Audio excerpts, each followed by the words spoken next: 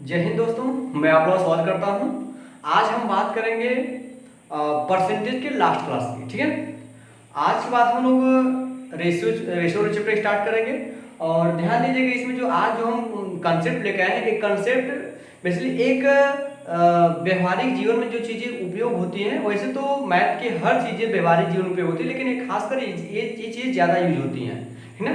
जैसे कि मान लीजिए कि कोई व्यक्ति है, मान लीजिएगा कोई व्यक्ति है कि वो जितना भी अपना इनकम उसकी है, जो भी इनकम होगी, उस इनकम का वो मान लीजिए कि 50% खर्च कर देता है। खर्च का मतलब वो खाने पर, मान लीजिए भोजन पर खर्च करता है, 50% भोजन पे खर्च करता है। इसके बाद 30% वो मान लीजिएगा 30% वो किराए पर खर्च करता है। किस पर खर्च करता है? किराए पर खर्च करता है। मतलब कोई व्यक्ति जो भी पैसा कमाता है, अर्थात जो भी उसकी इनकम होगी, उस इनकम का 50% वो भोजन पर खर्च कर रहा है। ठीक है, इसके बाद 30% किराए पर खर्चा कर रहा है ना, और शेष राशि को बचा रहा है। यदि उसकी बचत, मान लीजिएगा यदि उसकी बचत 2000 रुपया है, ठीक, तो आपसे कहेगा उसकी इनकम कितनी थी। तो इनकम का मतलब उसकी आय, और आय अपने आप में 100% होगा। आय अपने आप में कितना? 100% होगा। ठीक है, सोचिए अगर वो 50% आपका भोजन पे खर्च किया और किराए पर 30% खर्च कर दिया, तो टोटल खर्च कितना किया? टोटल खर्च किया वो आपका 80%, सॉरी, टोटल कितना खर्च किया? वो 80% खर्च कर दिया। अब सोचिए 80% खर्च कर दिया, ये उसकी बचत दी है। क्या दी है? बचत। बचत 2000 रुपया है, लास्ट में उसके पास उसके जेब में 2000 रुपया बचता है। ठीक है, तो 80% खर्च कर दिया। सोचिए कितना परसेंट बचाया होगा। आय उसकी 100% होगी, 100 में से 80% खर्च कर दिया, मतलब बचाया होगा 20%। इसी 20% का मान वो दिया गया, क्योंकि हमारे हिसाब से परसेंटेज में बचत 20% है, जबकि वास्तविक मान कितना बच रहा होगा? 2000 रुपया। तो ये हो जाएगा आपका 2000 रुपया। उसकी इनकम पता करना होगा। इनकम मतलब 100%, आय पता करना हो। तो इसको 100 बनाने के लिए आप क्या करेंगे? 5 से गुणा कीजिए, 20 पंजे 100।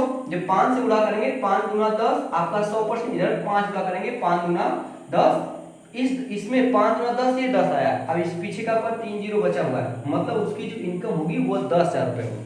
ठीक है, इस टाइप का क्वेश्चन मिलेगा। इसमें देखिए एक वर्ड नहीं दोहराया, इसमें शेष का अगर किसी प्रश्न में शेष का, जैसे कि 50% खर्च करता, शेष का 30% किराया खर्च करता है, तो उसकी बचत कितना है? तो कहने का मतलब जब यहाँ पे ऐसा प्रश्न, जब शेष का बोलेगा, तब वहां पे दूसरा कंसेप्ट है। यहाँ पे पहले क्या करेंगे, हम पहले इस आधार पर प्रश्न देखते हैं कि वो कहीं कहीं पे कितना परसेंट खर्च करता है और लास्ट में कितना बचत होती है, उस पर बात करेंगे। फिर शेष राशि पर हम लोग चलेंगे। ठीक है, चलिए पहले आप लोग प्रश्न पर आते हैं, प्रश्न के माध्यम से समझने का प्रयास करते हैं। ठीक है, हम लोग प्रश्न नंबर 1 पर आते हैं। ठीक है, प्रश्न नंबर 1 क्या कर रहा है? एक आदमी अपने वेतन से 78,000 रुपये प्रति माह खर्च करता है।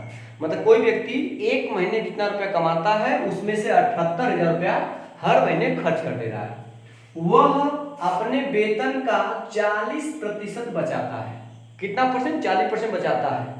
पूरे वर्ष के लिए उसका वेतन ज्ञात कीजिए। पूरे वर्ष का मतलब 12 महीने का। तो आप यहीं से जवाब दे सकते हैं, 12 महीने से ही, क्योंकि हम जब जो भी एक माह का वेतन निकालेंगे, उसमें 12 का गुणा करेंगे, तभी तो 12 माह का वेतन आएगा। एक वर्ष का मतलब, तो 12 का गुणा करना होगा। 12 में छुपा क्या है? 4 रुपया छुपा हुआ है, 3। इसका तो 12 का गुणा करने का मतलब उसमें 4 का भी गुणा हो रहा है, 3 का भी गुणा हो रहा है। हम 4 का मल्टीपल नहीं चेक करेंगे। क्यों नहीं चेक करेंगे? क्योंकि सारे आंसर 4 से कट जाएंगे, क्योंकि 4 से वे सभी संख्याएं करती हैं जिसके इकाई और दहाई का क्या होता है? 0। वो संख्या 4 से कट जाएगी। इसलिए 4 का मल्टीपल न चेक करके हम 3 का मल्टीपल चेक करेंगे। 3 का मल्टीपल चेक करेंगे। 3 का मल्टीपल मतलब वे संख्याएं जिनके अंकों का योग 3 से कट जाएगा, वो संख्या 3 से कट जाती है। देखिए ये 6 5 11, 11 3 से नहीं कटेगा, इसका मतलब ये आपका आंसर नहीं हो सकता है। देखिए 5 1 6 6 6 12 12 3 से कट सकता है, इसका मतलब आंसर हो सकता है। आगे चेक कर लीजिए, 3 1 4 4 नहीं कटने वाला 3 से, 5 2 7 7 भी नहीं कटने वाला है। इसका मतलब हम यहीं से जवाब दे सकते, इसका आंसर क्या होगा? ठीक है, ये वाला सेकंड वाला इसका आंसर होगा। ठीक है, अगर आप लगाना चाहते हैं तो हम इसको लगाकर भी बता रहे हैं, ध्यान से समझिएगा। आपको यही करना होगा ताकि आपको आपका समय बचे। ठीक है, आगे चलते हैं, देखते हैं। एक आदमी अपने वेतन से हर महीने 78,000 रुपये खर्च करता है हर महीने, और 40% बचाता है। अगर 40% बचाता होगा तो खर्च कितना करता होगा, क्योंकि खर्च दिया था, हम खर्च निकालेंगे। अगर 40% बचाता होगा तो 60% क्या खर्च करता होगा, 60% का मान दिया गया, क्या 78,000 रुपया, ये 60% का मान। ठीक है, 60% का मान। मैं क्या, एक जीरो से जीरो जाएगा, ये 6 से काट दिए, 1% का जो मान आएगा, देखिए 6 एकम 6 बचे गए 6 त्रिक 18 हो जाएगा, ये 1% का मान। तो आपको महीने में निकालना पड़ेगा, एक महीने में कितना कमा रहा होगा, तो एक महीने में 100% निकाले, तो 100% निकाले में 100 से गुणा करते हैं, 100 से गुणा करेंगे आपका 1300 है ही, 2 जीरो और रहेगा, ये हो जाएगा 100% का मान। तो 12 महीने का मतलब 12 से और गुणा करना पड़ेगा, ये तो एक महीने का निकला उसका, तो 12 गुणा कर दीजिए आप, वही मैं आंसर दे रहा था उसी इसके पहले 12 से, यही 12 ये एक महीने का आया है। ठीक, तो 12 महीने का 12 गुणा करते हैं, 1200 में सुनना पीछे 4 जीरो रहेगा ही, और 12 3 36, 36 को 6 हासिल 3, 12 एकम 12 3 15। देखिए आ गया सेकंड वाला। ठीक है, तो ये सब करने के लिए नहीं, आपको पहले से जवाब देना, वहीं ऊपर से जवाब देना था। ठीक है, थोड़ा सा आप दिमाग का ज्यादा यूज करिए ताकि दिमाग आपका शॉर्ट तेज हो जाए। ठीक है, चलिए चलिए प्रश्न नंबर 2 पर हम लोग आते हैं। देखिए प्रश्न नंबर 2 क्या कह रहा है, ध्यान से इस प्रश्न को पढ़ते हैं। ठीक है, रविंद्र एक मेडिकल इंश्योरेंस पॉलिसी में 3,750 रुपए का निवेश करता है। मतलब इंश्योरेंस मेडिकल इंश्योरेंस पॉलिसी में 3,750 का निवेश करता है, जो उसके मासिक वेतन का 15% है।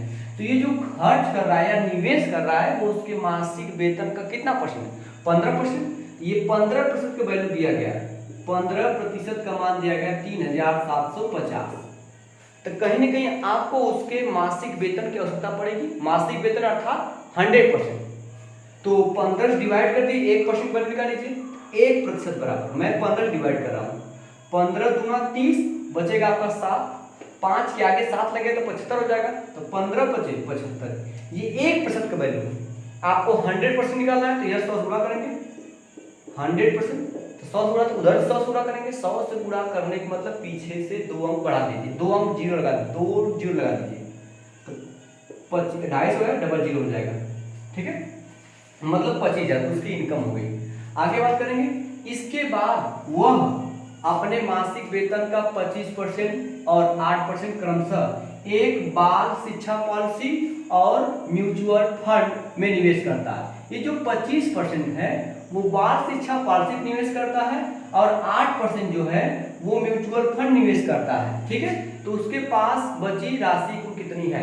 ठीक है, सबसे पहले कहाँ खर्च किया, वो खर्च तो मैंने 100% का मान निकाला है, वो खर्च पहले 15% उधर खर्च कर दिया, 15% खर्च वहां पर कर दिया, फिर 25% वो खर्च किया किस पर, मासिक वेतन का 25% खर्च किया बाल शिक्षा पॉलिसी पे, ये भी खर्च कर दिया। इसके बाद 8% खर्च कर दिया किस पर, आपका 8% खर्च करा म्यूचुअल फंड पर, इसको जोड़ लीजिए। टोटल खर्च कितना हुआ, टोटल खर्च निकालते हैं, तो 15 25 आपका हो जाएगा कितना, 5 5 10 और 2 3 4 है ना, 40 हो जाएगा, 40 8 कितना 48, ये 48% वो खर्च कर दिया। सोचिए 100% में से 48% खर्च कर दिया, बचा कितना होगा 52%, भाई 100% में से 48 घटाएंगे 52%, कुल मिला के आपको 52% का मान निकालना है। जब आपको 1% का मान पता है तो 52% मान निकाल सकते हैं आसानी से। तो ये जो इसका 52% निकालना आपको, तो 52% का मतलब क्या, 13 गुणित 4, क्योंकि 52 में 13 और 4 छुपा हुआ है, इसका मतलब हम 13 का मल्टीपल चेक करें, 4 का मल्टीपल सारे कट जाएंगे, डबल जीरो जिसके पीछे होगा वो 4 कट जाएगा, तो बच गया 13 का मल्टीपल, 13 का मल्टीपल चेक करते हैं, 15 13 नहीं कटेगा, 12 13 नहीं कटेगा, 80 भी 3 कटेगा, यहाँ पे 13 कट जाएगा, ये हो जाएगा आपका ऑप्शन। ठीक है, तो उसके पास कुल कितनी राशि बची है, 52% अर्थात 13,000 रुपये। ठीक है, इस तरह से हम आंसर का जवाब देंगे। क्लियर को चले, चलिए हम चाहते तो हम इसके पहले लाइन को पढ़ते ही जवाब दे सकते थे, देखिए कैसे जवाब देना है। चलिए इसको हटाइए, इसकी जरूरत आपको नहीं पड़ेगी। फिर आगे रविंद्र एक मेडिकल इंश्योरेंस पॉलिसी में 3,750 रुपये का निवेश करता है। निवेश करने के मतलब वो खर्च कर दे एक तरह से, ठीक है। उसके पास जो उसके मासिक वेतन का 15%, तो 15% कहीं के निवेश किया है तो 15% वो निवेश कर लीजिए पहले का। इसके बाद मासिक वेतन का 25% बाल शिक्षा पॉलिसी पे, तो वो भी आपका 25% शामिल हो जाएगा इसमें, प्रतिशत बाद में किया। फिर 8% जो म्यूचुअल फंड में 8%, टोटल खर्च निकाल लीजिए 15 और 25, 15 25 लगे 40, 8 48, ये खर्च हो गया। तो जाहिर सी बात बचा कितना होगा 52%। आप यहीं से जवाब दे सकते थे, वो करने की जरूरत नहीं थी, ठीक है। 52% मतलब 13 गुणित 4, तो 4 का मल्टीपल चेक करने की जरूरत है नहीं है, हमको जरूरत है 13 का मल्टीपल, 13 का मल्टीपल 13,000 रुपया है, क्लियर है। ये सब आपको परीक्षा में बहुत ही महत्वपूर्ण साबित होगा आपके लिए, ठीक है। समय आपको बहुत बचेगा इस चीज से। जहां अगर क्रिटिकल स्थिति आती है तो वहां पे तो पूरा करना पड़ेगा, लेकिन जहां ऐसी स्थिति नहीं है आराम से नॉर्मल तरीके से इसका जवाब ऐसी तरह दे दीजिए आप लोग, ठीक है। चलिए प्रश्न नंबर हम 3 पर आते हैं। देखिए प्रश्न नंबर 3 क्या कह रहा है, चलिए। रमेश अपनी मासिक आय का 40% खाद्य पर मतलब भोजन पर और 18% मकान के किराए पर और 12% मनोरंजन पर और 5% जो है वाहन पर खर्च करता है। लेकिन एक पारिवारिक समारोह के कारण उसके परिवार में कोई समारोह पड़ जाता है, समारोह के कारण उसे 20,000 रुपए के खर्च को पूरा करने के लिए किसी ऋणदाता से 16,000 रुपए उधार लेता है, ठीक है। उसका मासिक वेतन ज्ञात कीजिए, चलेगा। सबसे पहले कहां खर्च निकालेंगे, पहले निकालेंगे कुल खर्च, कितना वो खर्च कर रहा है, कुल खर्च निकालेंगे। तो 40% खाद्य पर ये हो गया, फिर प्लस 18% मकान के किराए पर 18%, फिर आपका 5% जो है वाहन पर, 5% वाहन पर, ये टोटल धनराशि खर्च कर रहा है, ठीक है। देखिएगा सॉरी एक छोटा आपका 12% वाला, 18 पर 12%, ये वाला 12% मनोरंजन वाला 12%, फिर लास्ट में आपका 5% वाहन पे, सही है। जुड़ते देखिए ये हो जाएगा 18 12 हो जाएगा 30, 2 डाल देंगे इसमें 20 और 20 30 और 30 40 70 70 5 75, मतलब 75% तो खर्च कर दिया, ये खर्च है। सोचिए बचा कितना होगा, बचत कितनी होगी 25% की होगी, मतलब खर्च 75% तो बचत 25% की। अब इसकी बचत है, लेकिन हमारे पास क्या है, उसके बाद देखिएगा इतना खर्च करता है, लेकिन एक पारिवारिक समारोह के कारण उसे 20,000 रुपए मतलब लास्ट में जो खर्च करने के बाद क्या होता है कि 20,000 रुपए का उसके मतलब कोई पारिवारिक समारोह है उसमें 20,000 रुपए की लागत लगनी है। इसके लिए वो किसी दूसरे ऋणदाता से क्या करता है 16,000 रुपए लेता है, उधार लेता है, मतलब 20,000 पूरा करना है, 16,000 लिया, मतलब उसके पहले रहा कितना होगा 4,000, नहीं सुना रहा, क्योंकि 20,000 रुपए का खर्च को पूरा करना है, उसके लिए वो दूसरे व्यक्ति से 16,000 का उधार लेता है। इसका मतलब उसके पहले रहा कितना होगा, खर्च करने के बाद लास्ट में बचा होगा 4,000। तो यहाँ पे उसी 4,000 का वैल्यू दिया गया 25%, तो 25% का वैल्यू दिया गया 4,000। ये 4,000 कहां से आपको समझ आ रहा है, क्योंकि 20,000 का खर्च पूरा करने के लिए 16,000 उधार लेता है, मतलब उसके पहले बचा कितना रहा होगा 4,000, तभी ना 20,000 हुआ होगा। अब ये 25% मान दिया गया 4,000, आपको 100% निकालना, उसका इनकम निकालना 100%। तो 25 को 100 बनने के लिए आप 4 से गुणा करेंगे हो जाएगा 100, 25 चौका 100, इधर 4 गुणा करेंगे 4 चौका 16, लास्ट में इसका मतलब उसकी इनकम कितनी थी 16,000 रुपया थी। ये आपका थर्ड वाला आंसर क्या जाएगा, सही हो जाएगा, ठीक है। समझ आ रहा है आप लोगों को? कमेंट बॉक्स में जरूर आप कमेंट किया करें कि आपको समझ में आ रहा है या नहीं, ठीक है। चलिए हम लोग प्रश्न नंबर 4 पर आते हैं। प्रश्न नंबर 4 क्या कह रहा है, ठीक है, कह रहा है कि राधा अपने वेतन का 25% भोजन पर, 25% भोजन पर, 16% घर के किराए पर और 13% मनोरंजन पर और 9% अन्य सुविधाओं पर खर्च करती है। यदि महीने के अंत में बचत कितना रुपया है तो उसका वेतन ज्ञात कीजिए। बचत दिया गया है तो पहले कितना उसका कुछ खर्च निकलते हैं, खर्च कितना है उसका टोटल खर्च कितना है। देखिए 25% वो भोजन पर खर्च कर रही है, हुआ आपका 16% आपका कहाँ खर्च कर रही है, घर के किराए पर। ये हो गया आपका भोजन पर। किराए पर कितना है 16% किराया। इसके बाद 13% मनोरंजन पर, ये हो गया मनोरंजन, और इसके बाद 9% अन्य सुविधाओं पर, 9% अन्य सुविधाओं पर खर्च करती है। टोटल जोड़े कितना है, देखिए 9 3 12, 12 6 18, 18 5 23 को 3 हासिल रहेगा 2 2 2 2 4 2 6, 63% खर्च कर दी। ठीक है, 63% खर्च कर दी। अब बचा कितना होगा, 63 7 70 और 37, मतलब जो बचत हो जाएगी वो कितना हो जाएगी, वो 37%।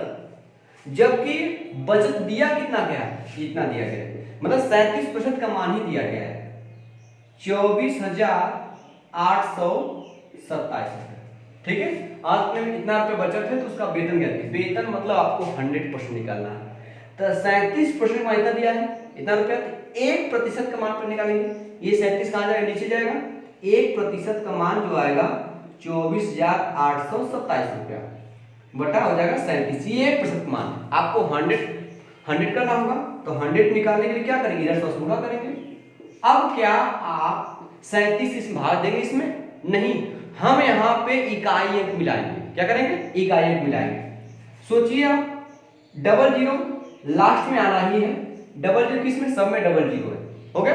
अब सोचिए 7 से 7 पहुंचना है, 7 से 7, तो 7 में किस संख्या से गुणा करें कि 7 आ जाए, तो 7 में 1 से गुणा करेंगे तभी तो 7 आएगा, तो जिससे गुणा करें वही लिख दीजिए 100।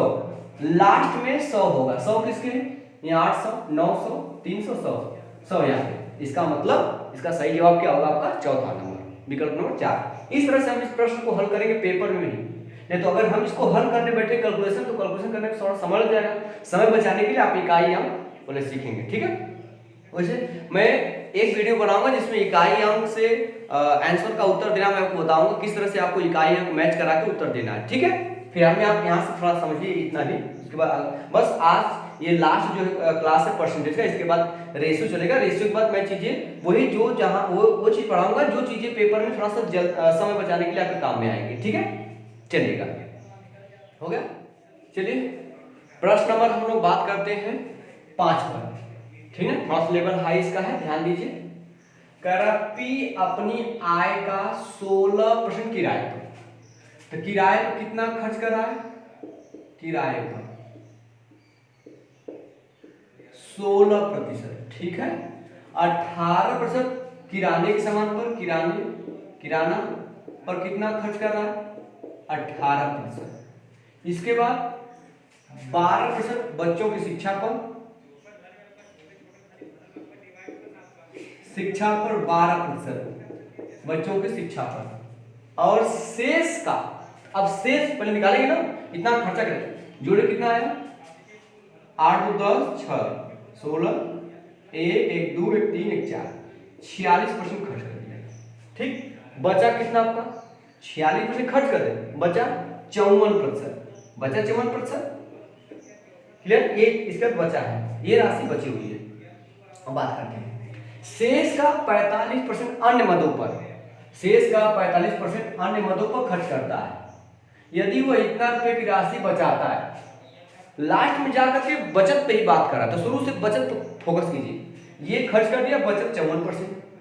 इसका मतलब शेष का 45% अन्य मदों पर खर्च करता है। अगर 45% खर्च करते तो अब कितना बचेगा, 55%, क्योंकि अब 45% खर्च दिया, तो शेष का ये अपने आप में 100% हो गया। ये शेष राशि इसका 45% खर्च करता है, इसका कितना परसेंट बचाता होगा, इस राशि का 55% बचाता होगा, 45 खर्च, तो कितना बचाता होगा, 55। शेष का 55% बचाता है। और जबकि इसी का यदि वो लास्ट में इतना रुपए की बचत करता है, मतलब 13,365 रुपए की राशि बचत करता है, तो वह किराने के सामान पर कितना परसेंट खर्च करता है।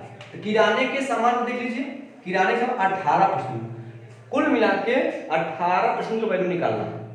आप चाहे तो जवाब इसी जगह से दे सकते हैं 18% से, क्योंकि 18 में क्या छुपा हुआ 9 और 2 9 2 18%। कहीं ना कहीं हमें 18% का मान निकालना है, तो 18 को गुणा करके तो वही 18% मान आएगा। तो इसमें देख लिया 9 से कौन कट रहा है, नहीं चाहिए 18 से नहीं करके हम 9 से पीछे करते हैं।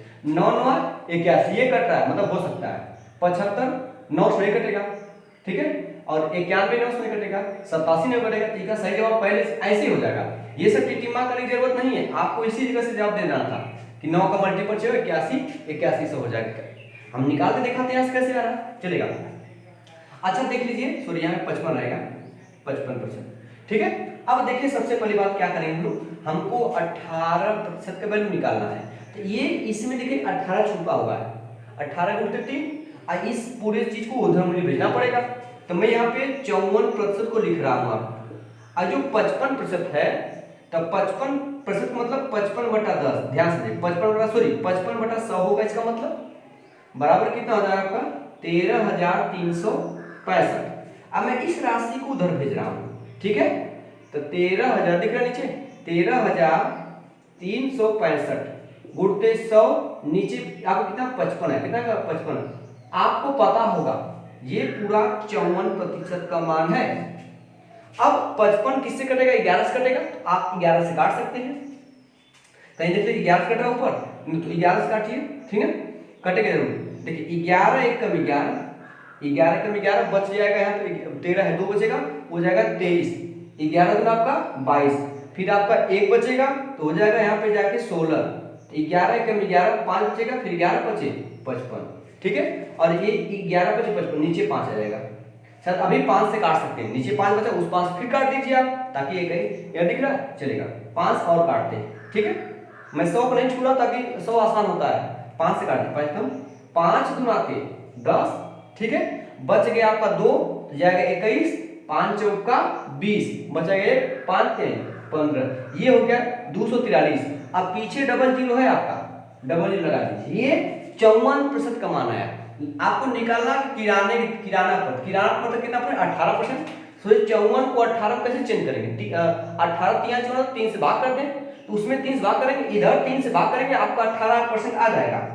उधर 3 से भाग कर लीजिए आप, ये पूरा एक ही लाइन में 3 से भाग करेंगे, देखिए 3 और 24, 3 एक कम 3, देख लीजिए इतना करना पड़ा। आप चाहे तो जवाब यही दे सकते थे। आया समझा कि नहीं? एक बार सवाल को फिर से देखते हैं हम। पी अपनी आय का 16% किराए पर मैंने किराया लिख दिया, 18% किराने के सामान पर किराना लिख दिया, और 12% बच्चों की शिक्षा पर मैंने शिक्षा लिख दिया 12%। टोटल खर्च उसके बाद करा शेष का, पहले पता करेंगे शेष कितना है, सबको जोड़े आकर 46, ये खर्च कर रहा है। तो बचा कितना होगा 54%।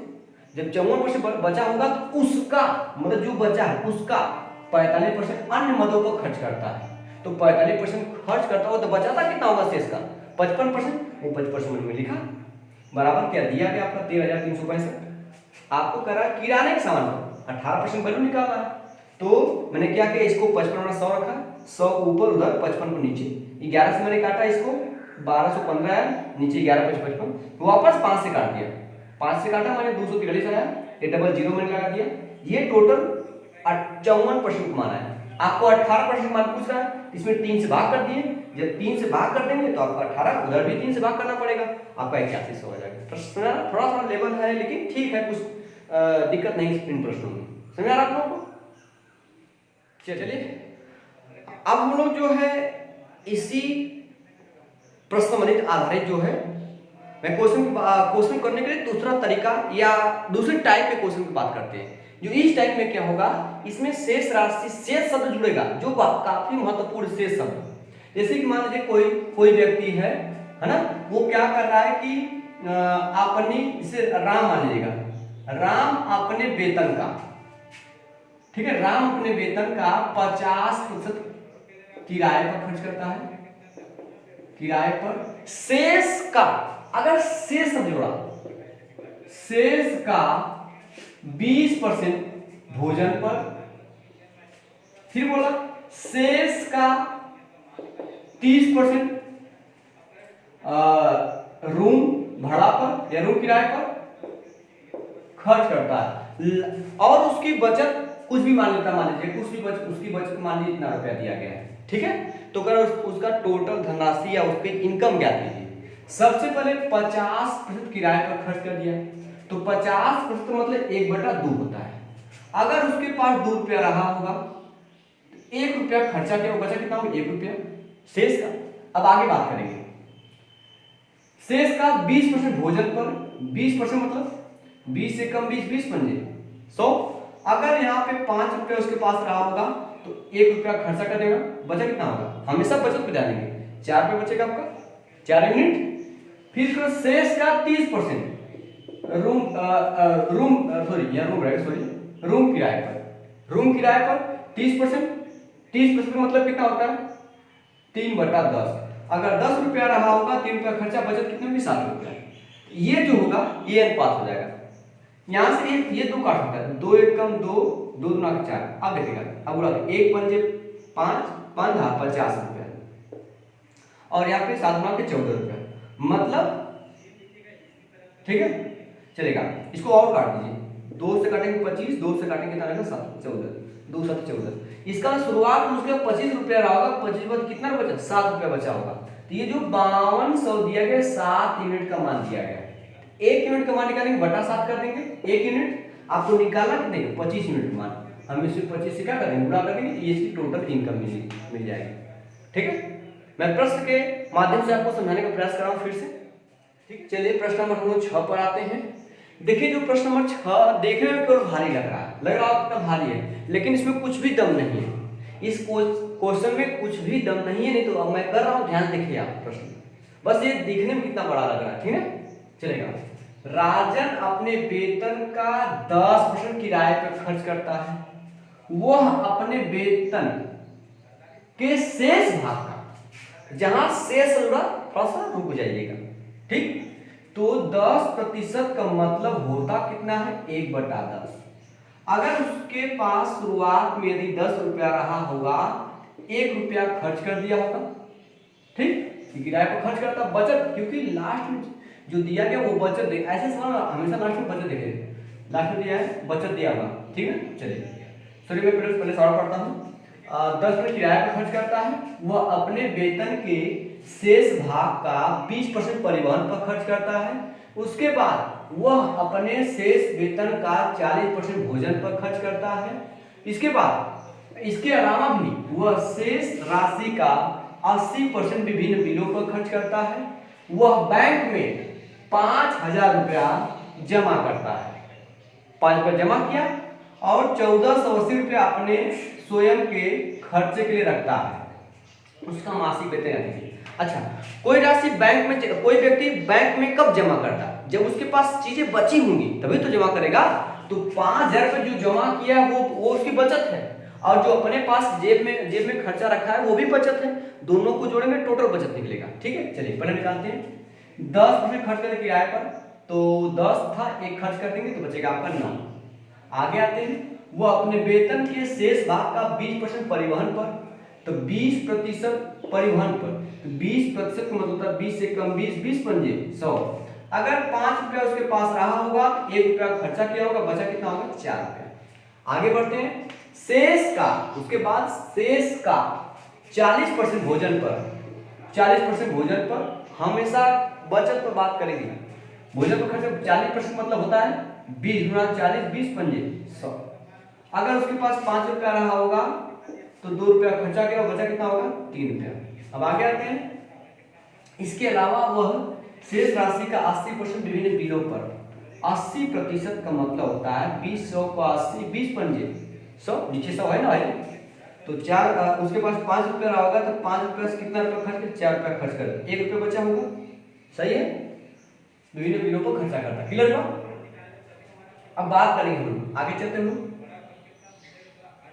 वह बैंक में 5000 रुपया जमा करता है, 5000 रुपया जमा किया और अपने पास कितना रखा 1480 रुपया रखा, ये टोटल उसकी लास्ट में बचत होगी, तभी तो उसमें से रखा वो, यहाँ 0 हो जाएगा, 8 हो जाएगा, यहाँ पे 4 हो जाएगा, 5 इतना रुपया उसके पास बचत है। ठीक है, अब हम लोग देखते हैं यहाँ पे बचत कितनी है।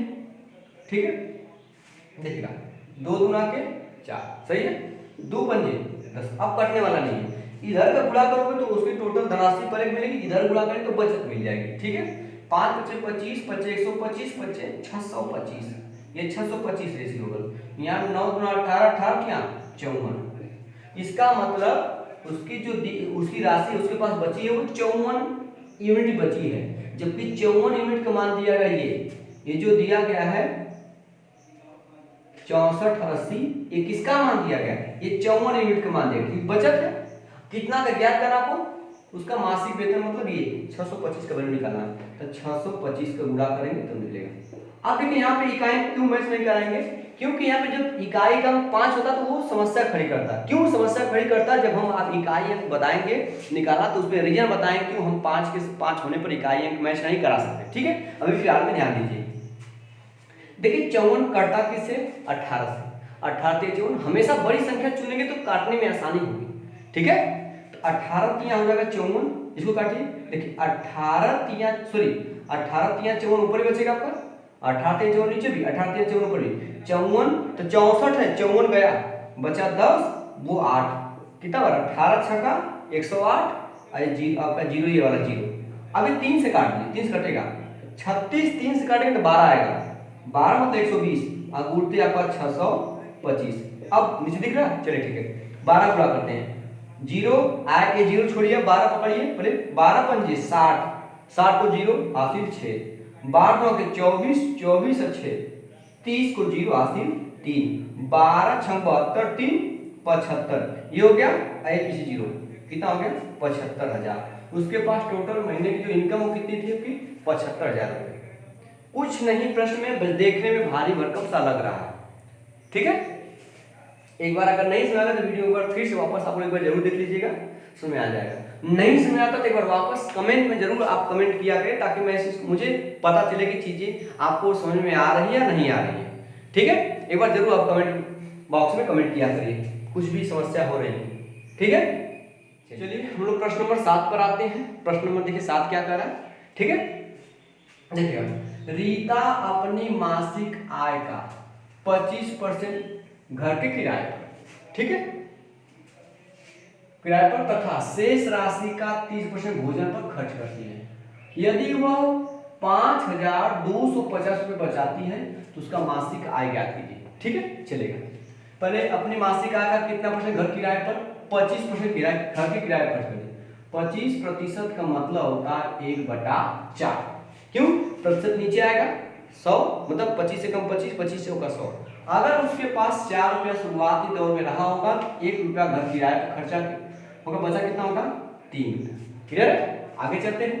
शेष का 30% भोजन पर, 30% का मतलब होता है 3/10। अगर उसके पास 10 रुपया रहा होगा तो 3 रुपया खर्चा, बचा कितना होगा? 7 रुपया। अब तो क्या करें, बस इसके बाद क्या निकालें, गुणा कर लीजिए, 4 धाम में 40, रेशियो 7 लिखे 21, ये उसकी टोटल आय है, ये इसकी बचत हो गई। और जबकि बचत दिया कितना है? इतना 5250 दिया है, तो वो जो 5250 दिया गया वो कितने यूनिट का मान दिया गया? वो 21 यूनिट का मान दिया गया। आपसे पूछ किसका रहा है? 40 यूनिट का मान, 40 से गुणा करना पड़ेगा हमें। सही है, हम लोग क्या करते हैं इसमें, देखिए 25 गुना, देखिए नहीं आ रहा तो 21 से काटना, दिखाई 21 गुना, 21 गुना 42, बचेगा 10, क्योंकि 52 10 बचेगा, 10 बचेगा, फिर 5 105, 21 पंजे 105, ये आपका जीरो, अब गुणते कितना रहेगा आपका? ठीक है, इनमें से जीरो छोड़ रही थे, 2 जीरो छोड़ रही है, 25 चौका 100, ये 2 जीरो, फिर 1 जीरो यहाँ से, 1 जीरो यहाँ से, 2 जीरो, टोटल 10,000 रुपया उसकी इनकम थी। ये आपका सही विकल्प आपका 2000। ठीक है, प्रश्न में कुछ भी दम नहीं, अगर आप एक बार लगातार लगे रहेंगे तो चीजें आसान हो जाएंगी।